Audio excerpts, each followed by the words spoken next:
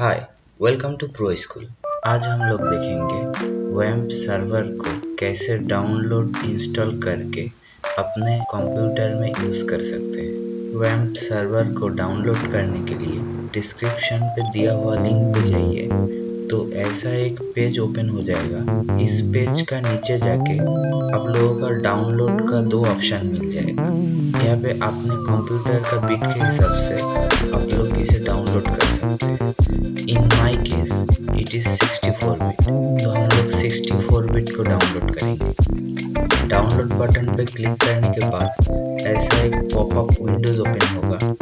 इस पे you can download it directly pay click करना है।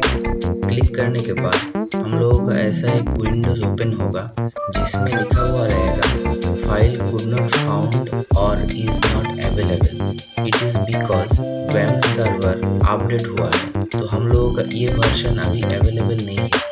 तो हम लोग डाउनलोड लेटेस्ट वर्जन पे क्लिक करेंगे। तो it will take some time और ये डाउनलोड होना स्टार्ट हो जाएगा।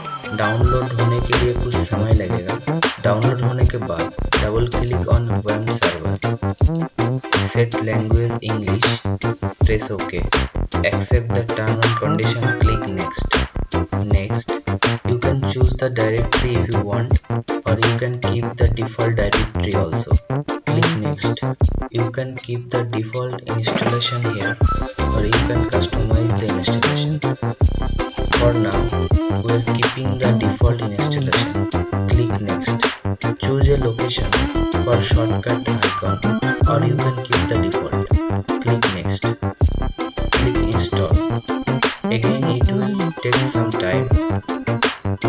Now choose the default browser जो आप लोग यूज करना चाहते हैं, and also set the default text editor. आप लोग यहाँ पे अगर दूसरा कोई ब्राउजर जैसे गूगल क्रोम या दूसरा कोई टेक्स्ट एडिटर यूज करना चाहते हैं, उसके लिए यस क्लिक करके उसे सिलेक्ट करना पड़ेगा। Click next, then finish. After successful installation, double click on Wamp server shortcut icon. It will pop up some screen over your computer.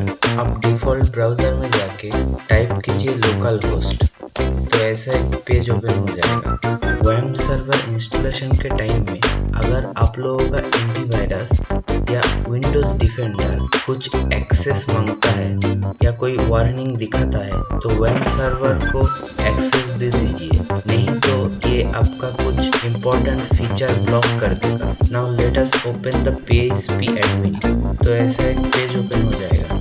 Vamp server installation के टाइम में अगर आप लोग से यूज़र नेम पासवर्ड पूछता है तो आप लोग सेट कर सकते हैं, और नहीं सेट करेंगे तो डिफ़ॉल्ट यूज़र नेम रूट और पासवर्ड ब्लैंक।